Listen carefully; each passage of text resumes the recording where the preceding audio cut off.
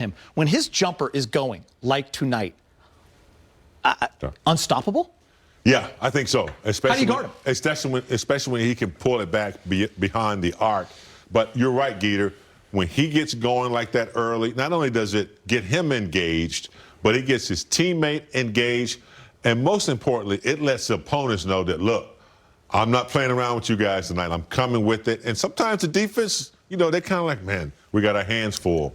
But if you come out a little passive like he did in that one game, the defense, they smell that, and then they take advantage of it. But when you come out and you let the defense know that, look, I'm not playing around tonight, that gets them off your back. For me, the way this game is called in this day and age, James Harden should be one. James Harden should be two behind AD because he has the athletic ability to get to the basket. He can put it on the floor. And when he's aggressive, going to the free throw line 13 times tonight, you can see he's being aggressive. Not that stuff where I'm going to shoot a three. Because if AD's in attack mode, he can get to the free throw line. And to me, when he's shooting free throws and he's knocking them down, that kind of gives him a rhythm. He can get hot like that. And tonight he was hitting from every range. He was 11 for 13 for 3. And that helps him. So he needs to stay in attack mode throughout the playoffs and not settle for just jump shots.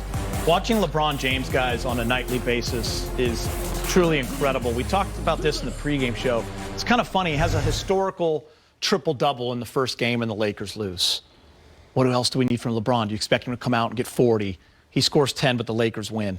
But then kind of flies under the radar, which is a little bit weird because there was a little stoppage in time. There was the 3 days off with the boycotts. But he averages, 35 over the next 3 games? He gives you 36, 10, and 10. But the efficiency for me, when LeBron is like this at 14 for 19, and he's going downhill, and then he's hitting the threes, it's his league still, James. Yeah. And, it's no secret that he continues to just break records, lead in records, most minutes played in the playoffs, those type of things.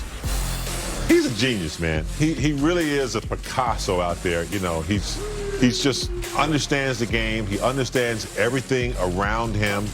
And, and he can think on his feet. That's the thing I like about him. He can just throw away the game plan, recognize what he needs to do. Whether he's scoring 10 points or whether he's scoring, 40 points. He is very impactful no matter what he does, setting up other players, just being on the court and having that kind of leadership. It's amazing what he's done and continues to do over his career. By the way, you and LeBron making the broadcast together tonight. Do you know why? Tied you in playoff games, 244. He's got Fish and Duncan ahead of him at 251, and Fish is at 259 thanks to Mike Trudell. You look at the playoff triple doubles in NBA history. Magic at 30, LeBron James at 25. Big Game just said it. Just more records, it seems, with each week that he plays, Rob. How many rings you got, Rob? 7. Oh, 7. Sorry. Okay.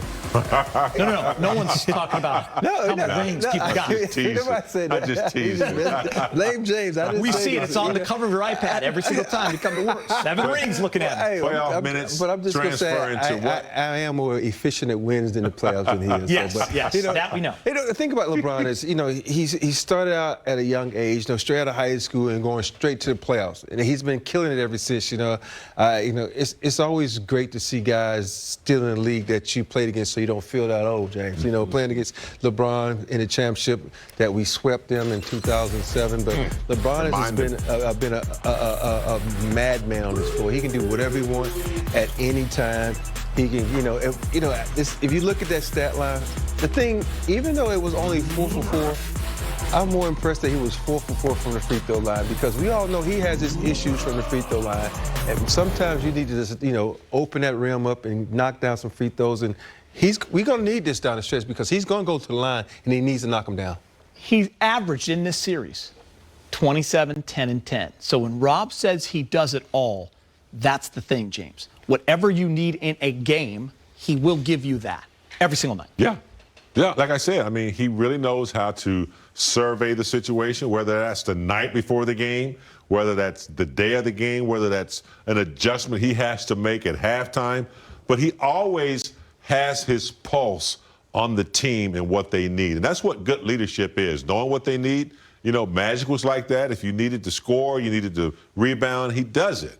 And it's not a secret why he's the best in the game right now. You know, Rob, we talked before the game about what kind of game we would see. How would it be played? The competitiveness? Would there be rust? How much fire would the guys have? This has been a heavy few days for all these guys inside the bubble. Guys talked about the isolation, how the bubble was starting to get to them. Thank God families are coming in.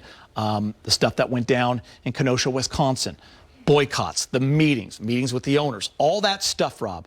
But when it came down to it and they stepped between those lines, AD and LeBron set the tone. Yeah, they did set the tone. You know, your big dogs stepped up, and that's what you want to see out of a championship caliber team. You know, sometimes the little guys, you know, like the Kuzas, the Greens, and, you know, the KCPs, you know, they feed off those guys. And if those guys are playing well, that means they get to eat too. But the things that AD tonight was incredible. And it's like they really, this is like they really played off each other very well. This is like the first time in a long time that they just like, okay, you eat, I eat, you eat. It's like they took turns, like, you know, it's too easy on the end. So you go and score. No, I'll go and score. So this Pass the potatoes. Yeah, it's very. They were very efficient tonight from the free throw line, from the field goal percentage. That lets you know that they was engaged and determined and said, hey, we're going to end this series tonight. And even though it was tied up at the halftime and we were a little worried, but at the end of the game, they took over. You know what the only bummer is?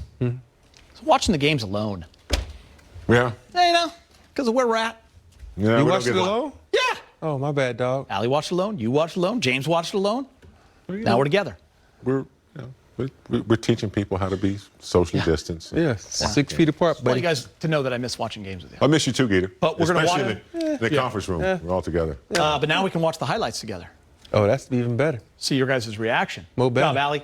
All right, before the Lakers-Blazers game, the two teams